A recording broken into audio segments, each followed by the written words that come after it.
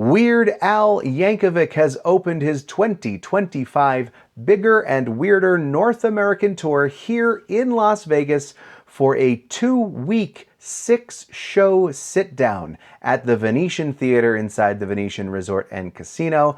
I was lucky to catch one of the first performances, and I'm here to tell you all about it. I'm going to give you the full rundown, tell you what to expect, and how it ranks up to some of his past tours.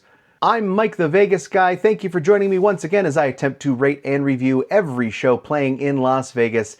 And this is going to be a slightly different video for me. For my regular viewers, you know I don't usually review concerts and shows that are only passing through town. If you are new to my channel, I do Las Vegas show reviews and hotel reviews. But I also happen to be a lifelong Weird Al Yankovic fan, so I know a thing or two about his show, and this is a unique situation in which he opened his tour here, and I got to be in one of the very first audiences to see the new show, to see the lineup, and to report on just exactly what is bigger and weirder about this tour compared to some of his other tours. If you've never been to a Weird Al show before, I'm going to cover the basics. I'm going to tell you what to expect from this particular show that is touring the country right now, and stick around till the end for the serious, lifelong, hardcore Weird Al fans out there watching this. I will give you some of my more personal, nuanced opinions about this show.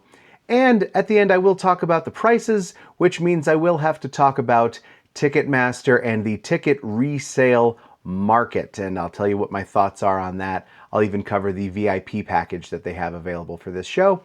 So let's get right into it. Weird Al has not come out with a new album in 10 years.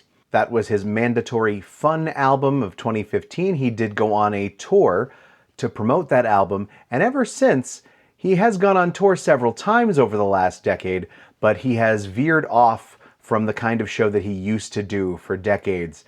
For many years, he was famous for having a big production show with costume changes, multimedia, video clips.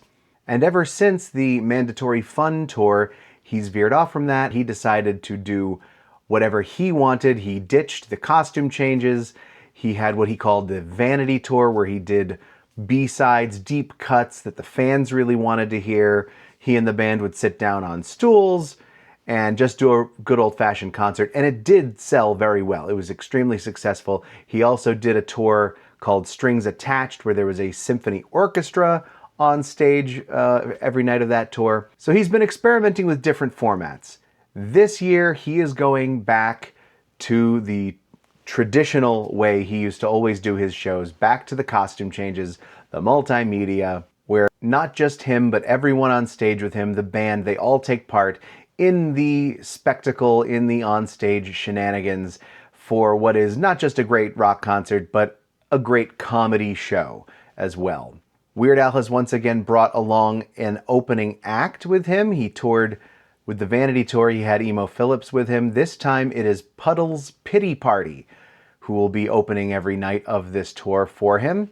Puddles did have a very brief residency in Vegas here. He had a little stint at Cleopatra's Barge over at Caesar's Palace. It was really great to see Puddles back in Vegas, and he gave a really good opening act. If you're not familiar with him, if you are a Weird Al fan, he's a really great compliment to the kind of show Weird Al puts on. Sets a really good comedy tone, and unlike Emo Phillips, who's just a stand-up comedian, Puddles is a singer. Puddles is a music act.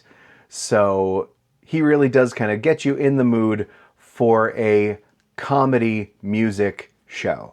I couldn't think of anyone else to really compliment Weird Al in this way. So if you're unsure about Puddles, get excited. I won't break down his act note for note, but hopefully he'll come back to Vegas. And if he ever does a new residency, I'd love to review his show then. We'll talk about Puddles another time. The other way in which this tour is bigger than usual, Weird Al has expanded his band. He used to only tour with the same 4-piece band. These guys have been with him forever, save of course for when he did tour with the orchestra, but his 4-piece band was still with him then. These 4 new musicians allow him to do songs that he's never been able to do live in concert before, as well as do versions of some of his hit songs that will sound more like the original album versions than they would have in the past with just the piano, bass guitar, and drums. If you've never seen Al live before, but hopefully you're familiar with his music, maybe you bought one of his albums years ago and you are a fan, you're thinking about going to this show, I can say with confidence you will love this version of his show. This is possibly the best incarnation of his tour that maybe you've ever seen. Because he is no longer promoting a new album and having to make most of the show be the new songs from the new album, this is truly like a best of set list of Weird Al's entire career. So if perhaps you're not the biggest fan, but you're a fair weather fan and you know a lot of his hits from over the years, you are going to hear the hits. But also, if you are a lifelong fan and you've been to his shows before, there are also some really great deep cuts in this show as well. I'll circle back to that in a moment. This is truly a family-friendly show. Al appeals to people across all the decades. He's been making music and playing live shows for over 40 years, and he's always been able to reinvent himself, and there's always a new generation who comes to see his shows. You will see Weird Al fans who are older with gray hair, people slightly younger than that, like me, as well as families with little kids bringing them to see Weird Al for the first time. You know, I'm not going to give one of my usual star ratings for this show. Of course, comedy is subjective, music is subjective. I can't sit here and tell you you're guaranteed to love this show, but if you are someone who's contemplating maybe buying a ticket to this show, you're not sure if you're gonna love it, but you like Weird Al, you're interested in the show, I promise you, you're going to enjoy this show. Weird Al's live show has always exceeded expectations of people who don't know what they're in for. He's very funny and very appropriate, inoffensive. He's entertaining for all ages. I would recommend seeing him at least once if you never have. It's a real experience, and we are very lucky that after all these years and after he's stopped making new records, he's still on the road, still doing this kind of a large-scale, high production value show. Now, speaking to the serious fans here, the close personal friends of Al, that was the old name of the fan club, look it up, kids.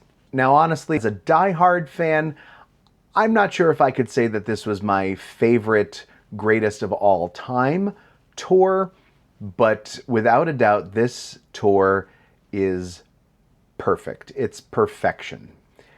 It's back to the old format, the Weird Al show many of us grew up loving getting to see live. I don't want to give spoilers. I'll try to stay spoiler-free in this review, although I am showing some B-roll that I took footage from the concert. Hopefully it doesn't really give away much, but if you're enough of a Weird Al nerd, you're probably going to pick up on some clues by looking at that footage. My apologies. I want to talk about the new musicians, the band. These 4 musicians, they all play different instruments and they all do multiple things.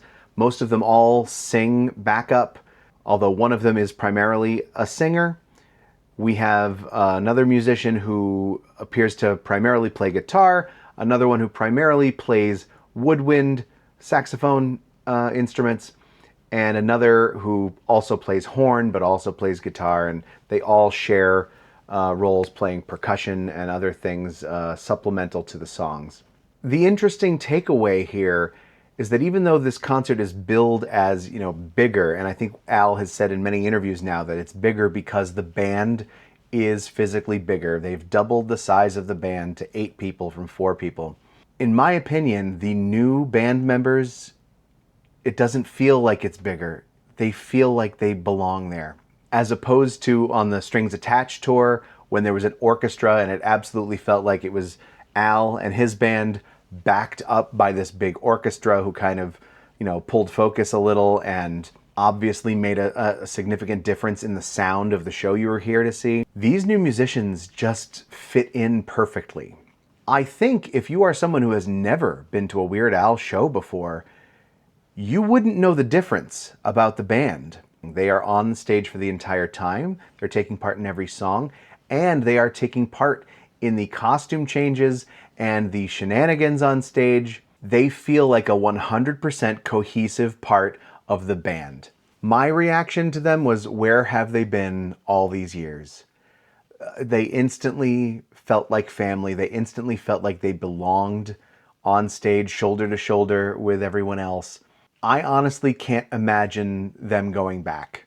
It just feels so perfect. I cannot imagine seeing a Weird Al show again without them all together. The size of the band doesn't necessarily feel bigger or weirder.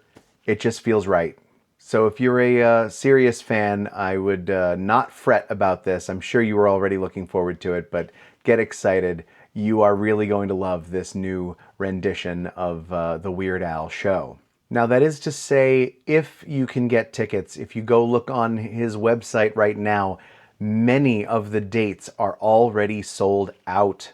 And unfortunately, it is not sold out by actual fans hoping to attend the show. Those shows are sold out because of the secondary resale market, the scalpers. Weird Al used to have a very good track record of performing at smaller venues, venues that might use their own ticketing systems, places that are a little more independent and might not be tied to the Ticketmaster machine. But we are also living in a day and age where ticket scalpers are more ruthless than ever. And unfortunately, many of the shows on this tour are already quote unquote sold out, yet you can go on StubHub and those other websites and pick up tickets, usually at an upcharge, an inflated price, because these evil, horrible, soulless people, the scalpers, are trying to take advantage of you. Sold out used to mean sold out. You couldn't get tickets anymore. So now you'll find one website saying sold out, the other one has plenty of seats available, going fast. Now, I cannot in good conscience tell anyone to go into debt to spend hundreds of dollars on a concert ticket for any reason. All I can say is that if you are thinking about buying one of these overpriced tickets from a third party, if you already are willing to spend the kind of money that they're charging, and hopefully you might be able to find something reasonable, close to face value, I'm just here to say, you will not regret going to see this show. It is a great show. Last thing, we'll talk about the VIP packages that they sell. I have to be critical at all about this show. The VIP experience has been lacking. In the last few tours, the VIP package always included the ticket to the show. It was usually $300 and change, but it included guaranteed seating front and center in the first few rows of the theater. So it was actually sort of a workaround if a show was sold out. If you wanted to pay that premium, you could get that VIP package. You get a meet and greet with Al, you get an autograph after the show, but you also got the best seat in the theater. With this particular tour, they have stopped doing that. Now you have to purchase a full price ticket in order to get the VIP, and the VIP package costs $239. So in a time now where ticket prices are already inflated, you might have to get your ticket on a third-party broker for over $100, over $150. You could easily be spending over $400 on a VIP package, and you could be sitting in terrible seats, and really all you are getting out of it is a meet and greet with Al after the show. That might be worth it alone to you. But if you've been to other tours, if you've spent the money in years past, there used to be a lot more you get. 10 years ago, when they started this with the Mandatory Fun Tour, there was a VIP lounge that you had access to before, possibly after the show, where they had free drinks as well. And then you also got the meet and greet. And there's usually some swag involved. And they also used to put on a show. Before the show started, they did Weird Al Jeopardy. Not to brag, but I have a gold medal in Weird Al Jeopardy. I digress. It was a really fun show, got the audience involved.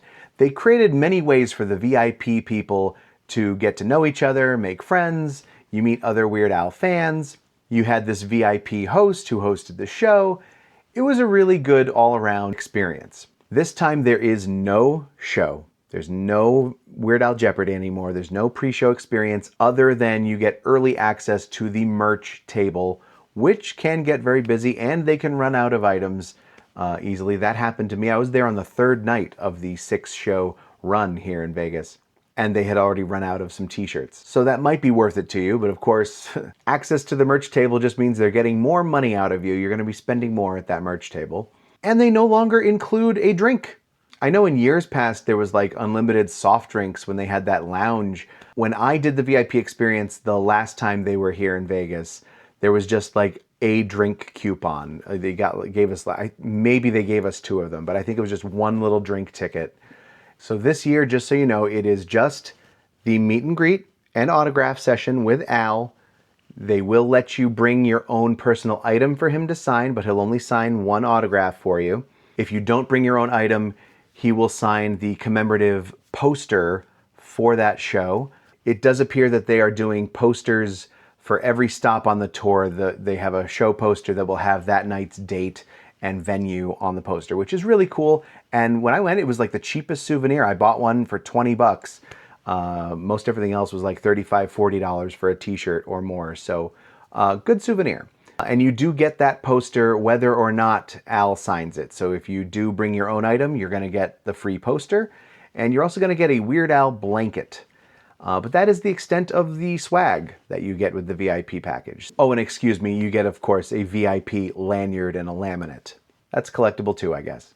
Personally, I get a little miffed when you have that VIP badge, and it really doesn't get you much of a VIP treatment or experience. It's not even really a backstage pass. They don't do the meet and greets backstage. Usually, of course, it depends on the venue. So it is more of a just commemorative little lanyard to wear. Look, if you're a hardcore fan, it is the best way to meet Al. Guaranteed that you get an autograph. He usually does not sign autographs if you were to meet him in real life. And the fact that you still have to buy your own ticket on top of it, it does not seem like a great value to me. But it's the only way to really meet Al if you really want that experience. All in all, the Bigger and Weirder tour is one of the best Weird Al tours in years, in possibly decades.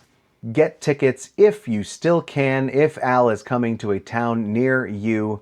And hopefully we see him back in Las Vegas one of these days. In a recent interview, he didn't rule out the possibility of a Vegas residency. I'm sure someone will have to make him an offer for that to happen. Come on, Weird Al at the Sphere. Make that happen, somebody. That'd be the greatest night ever. I may actually pay the ridiculous money to go see a show at the Sphere, which I've yet to do because they're so outrageously priced. But until that happens, go catch Weird Al on the road for the Bigger and Weirder tour. For more of my Vegas show reviews, hit that subscribe button. Thank you for watching. Thank you for hitting the like button. Until next time, I'm Mike the Vegas Guy.